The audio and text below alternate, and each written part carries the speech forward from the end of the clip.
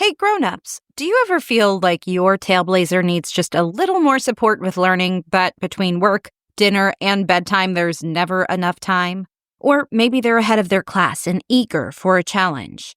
That's where IXL comes in. It's an online learning program designed to meet your child exactly where they are. Whether they need help mastering a tricky math concept, want to explore new topics in science, or just love the feeling of learning something new. IXL makes learning fun, with interactive questions, awards, and even games, so kids stay engaged while building real skills. And the best part? It adapts as they learn, offering personalized recommendations to keep them on track and excited about learning. Over 15 million students worldwide use IXL, and it's been proven to boost academic success. Girl Tales listeners get an exclusive 20% off when you sign up today. Visit IXL.com/girltales to get started and give your tailblazer the confidence to thrive.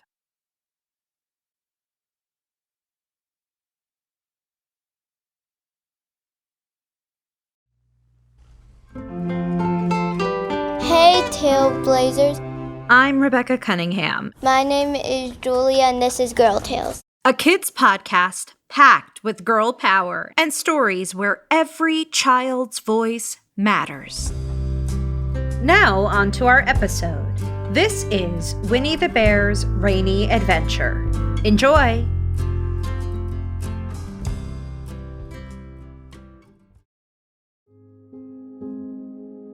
There was an evening when I was a kid, when my babysitter, Grandma Nancy, came over. It was just her and me. My sisters had a basketball game or a gymnastics competition. I can't remember which. I do remember it was raining. And as Grandma Nancy stepped inside, she shook off the droplets of rain. My mom and sisters rushed past her, hugging her quickly before dashing out the door, umbrellas in hand. I stood there watching as she unbuttoned her red rain jacket, her clothes damp from the walk. Would you believe it? I completely forgot my umbrella. Oh no, you walked all the way here in the rain? That's awful. Not so bad. Some of my best memories come from getting caught in the rain. Really? Oh, absolutely. In fact, that reminds me of a story. A Winnie the Bear story? Mm-hmm. Mind if I tell it? Go ahead. It rained and it rained and it rained. Piglet told herself that never in all her life, and she was, goodness knows how old? 3, was it? Or 4? Never had she seen so much rain. Days and days and days. She thought as she looked out of the window, if only I had been in Winnie's house, or Rebecca Honeycomb's house, or Rabbit's house when it began to rain. Then I should have had company all this time, instead of being here all alone, with nothing to do except to wonder when it will stop. And she imagined herself with Winnie, saying, Did you ever see such rain, Winnie? And Winnie saying, Isn't it awful, Piglet? And Piglet saying, I wonder how it is over Rebecca Honeycomb's way. And Winnie saying, I should think poor old Rabbit is about flooded out by this time. It would have been wonderful to talk like this, and really, it wasn't much good having anything exciting like floods if you couldn't share them with somebody, for it was rather exciting. The little dry ditches Piglet sniffed so often had become streams. The little streams she splashed in were rivers, and the river, between whose steep banks that she had played so happily, had sprawled out of its own bed and was taking up so much room everywhere that Piglet was beginning to wonder whether it would be coming into her bed soon. It's a little anxious to be a very small animal entirely surrounded by water. Rebecca Honeycomb and Winnie could escape by climbing trees, and Kanga could escape by jumping, and Rabbit could escape by burrowing, and Owl could escape by flying, and Eeyore could escape by making a loud noise until rescued. And here I am, surrounded by water, and I can't do anything. It went on raining, and every day the water got a little higher, until now it was nearly up to Piglet's window, and still she hadn't done anything. There's Winnie. Winnie hasn't much brain, but she never comes to any harm. She does silly things and they turn out right. There's Owl. Owl hasn't exactly got brain, but she knows things. She would know the right thing to do when surrounded by water. There's Rabbit. She hasn't learned anything in books, but she can always think of a clever plan. There's Kanga. She isn't clever, Kanga isn't, but she would be so anxious about Roo that she would do a good thing to do without thinking about it. And then there's Eeyore. And Eeyore is so miserable anyhow that this wouldn't bother her. But I wonder what Rebecca Honeycomb would do. Then suddenly she remembered a story which Rebecca Honeycomb had told her about a woman on a desert island who had written something in a bottle and thrown it in the sea. And Piglet thought that if she wrote something in a bottle and threw it in the water, perhaps somebody would come and rescue her. She began to search her house, all of it that wasn't underwater, and at last she found a pencil and a small piece of dry paper and a bottle with a cork. And she wrote on one side of the paper, "Help! Piglet, open parentheses, me, close parentheses." And on the other side, "It's me, Piglet, help, help." Then she put the paper in the bottle, and she corked the bottle up as tightly as she could. And she leaned out of her window as far as she could lean without falling in, and she threw the bottle as far as she could throw.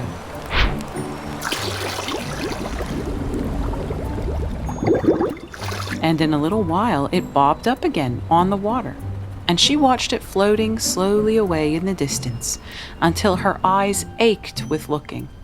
And sometimes she thought it was the bottle, and sometimes she thought it was just a ripple on the water which she was following. And then suddenly she knew that she would never see it again, and that she had done all that she could do to save herself. So now somebody else will have to do something, and I hope they will do it soon, because if they don't, I shall have to swim, which I can't, so I hope they do it soon. I wish Winnie were here.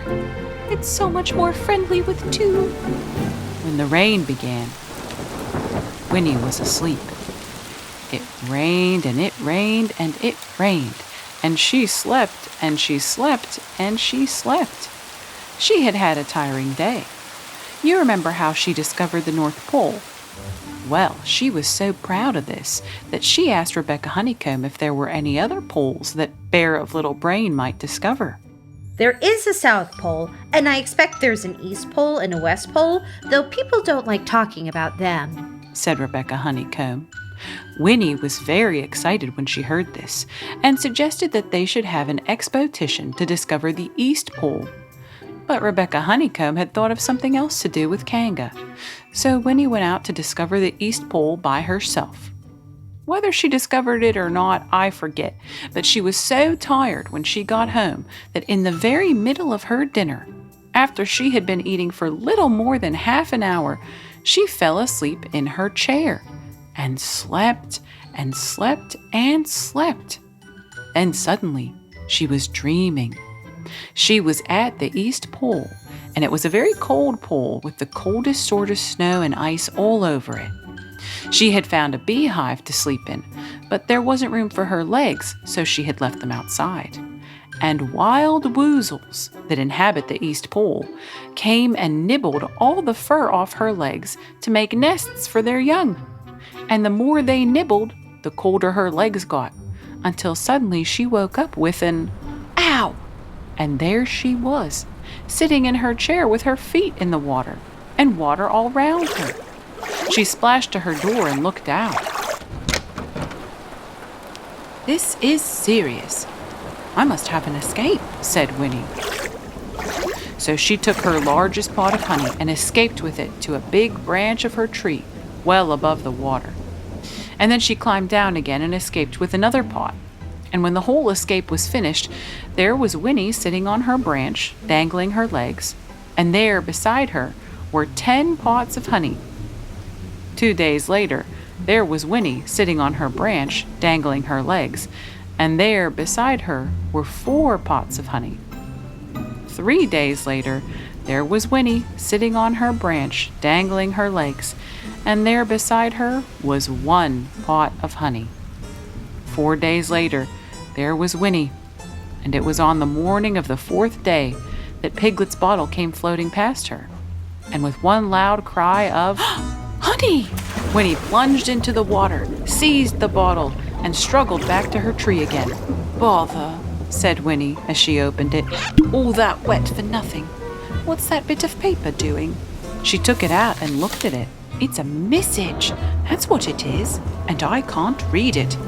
I must find Rebecca Honeycomb, or Owl, or Piglet, one of those clever readers who can read things, and they will tell me what this message means.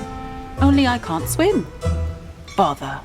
Then she had an idea, and I think that it was a good idea. Because she isn't a bear of very little brain, Grandma Nancy. She's got a big, good brain. I agree, Rebecca. Winnie said to herself, "If a bottle can float, then a jar can float. And if a jar floats, I can sit on the top of it, if it's a very big jar." So she took her biggest jar and corked it up. "All boats have to have a name, so I shall call mine the Floating Bear." And with these words, she dropped her boat into the water and jumped in after it. For a little while, Winnie and the Floating Bear were uncertain as to which of them was meant to be on the top. But after trying 1 or 2 different positions, they settled down with the Floating Bear underneath, and Winnie triumphantly astride it, paddling vigorously with her feet. Rebecca Honeycomb lived at the very top of the forest. It rained and it rained and it rained, but the water couldn't come up to her house. It was rather wonderful to look down into the valleys and see the water all around her. But it rained so hard that she stayed indoors most of the time and thought about things. Every morning she went out with her umbrella and put a stick in the place where the water came up to. And every next morning she went out and couldn't see her stick anymore. So she put another stick in the place where the water came up to. And then she walked home again, and each morning she had a shorter way to walk than she had had the morning before.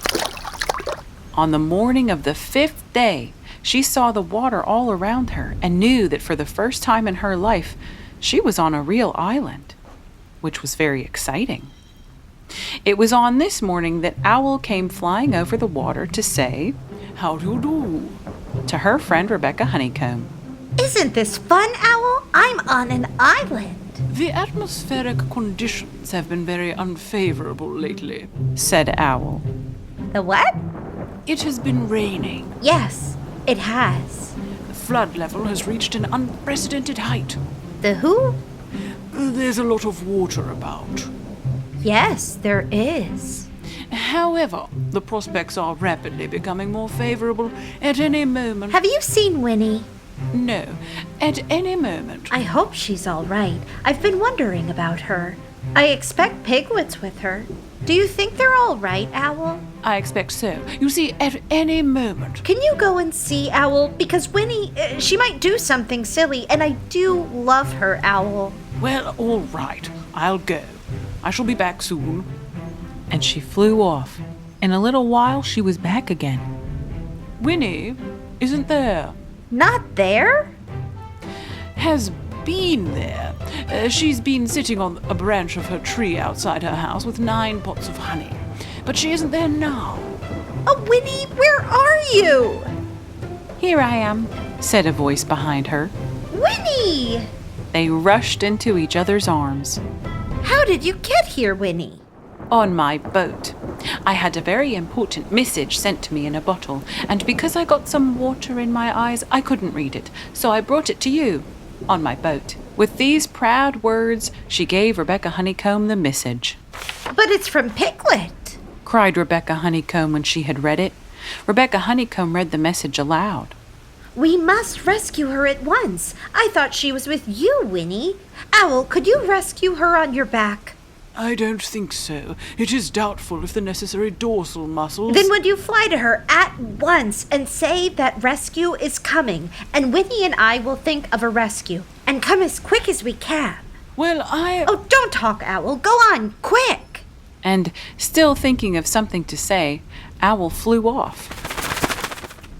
Okay then, Winnie, where is your boat? Winnie explained as they walked down to the shore of the island.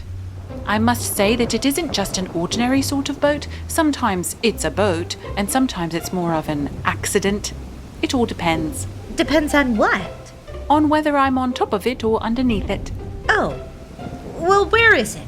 There, said Winnie, pointing proudly to the floating bear. It wasn't what Rebecca Honeycomb expected, and the more she looked at it, the more she thought what a brave and clever bear Winnie was.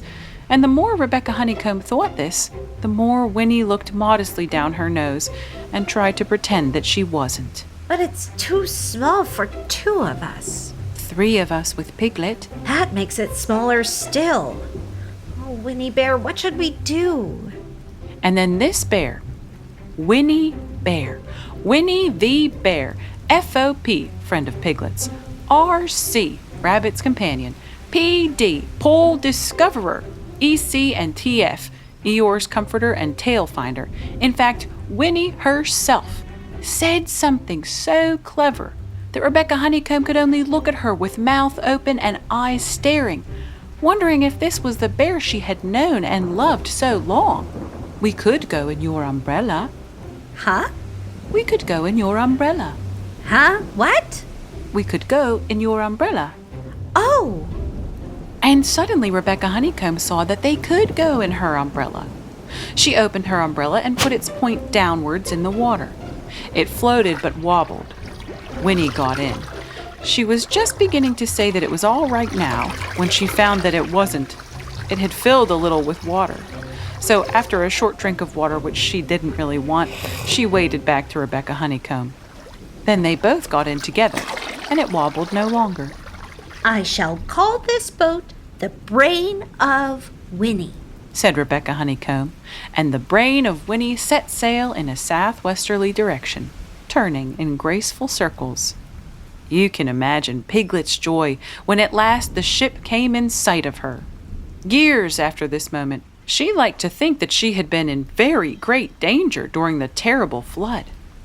But the only danger she had really been in was in the last half hour of her imprisonment, when Owl, who had just flown up, sat on a branch of her tree to comfort her, and told her a very long story about an aunt who had once laid a seagull's egg by mistake, and the story went on and on, rather like this sentence, until Piglet, who was listening out of her window without much hope, went to sleep quietly and naturally, slipping slowly out of the window towards the water until she was only hanging on by her toes, at which moment, luckily, a sudden loud squawk from Owl, which was really part of the story, being what her aunt said, woke Piglet up and just gave her time to jerk herself back into safety and say, "Whoa! How interesting! And did she?" When, well, you can imagine her joy when at last she saw the good ship Brain of Winnie, Captain R. Honeycomb, First Mate W. Bear, coming over the sea to rescue her. And that is really the end of the story, and I am very tired after that last sentence. I think I'll stop there. Aw, man. Yes, I think it's time we make you some dinner. Winnie would like some honey, please. How about some mac and cheese? Okay, I think that'll work.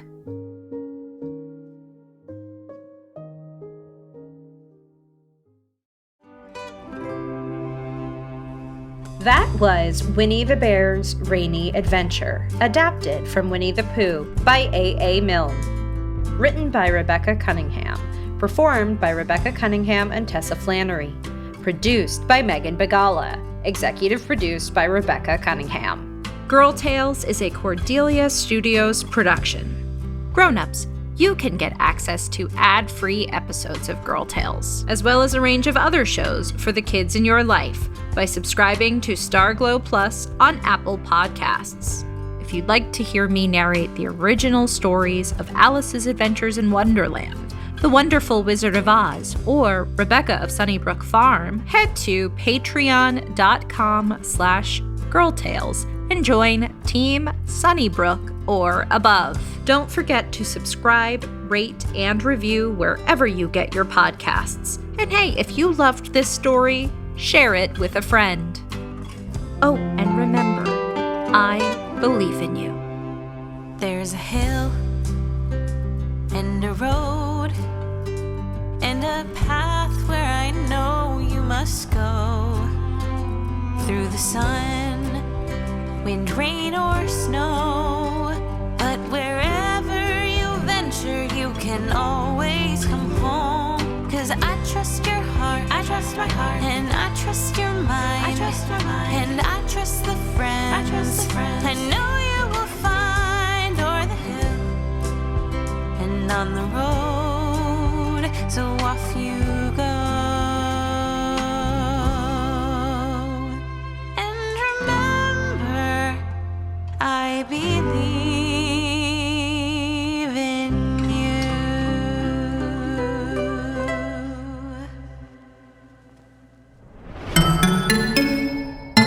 Star Glow! Hey Grownups, have your Tailblazers always wanted to be a part of the story-making process here at Girl Tales? Here is their chance. We are officially launching the Girl Tales Club. As a club member, your Tailblazers will get exclusive invites to live virtual sessions where I will read brand new Girl Tales stories that no one has ever heard before. These will be rough drafts, so to speak, and anyone who is a Girl Tales Club member can provide us with their feedback. It might shape the final draft of the story. Plus, they'll get to meet other Tailblazers. You can also add on the Girl Tales Club Starter Pack. It's packed with goodies like a vintage book of fairy tales, a notebook, stickers, and more to really kickstart their storytelling journey. Sign your Tailblazer up for the Girl Tales Club for just $7 a month at patreon.com/girltales today. That's patreon.com/girltales.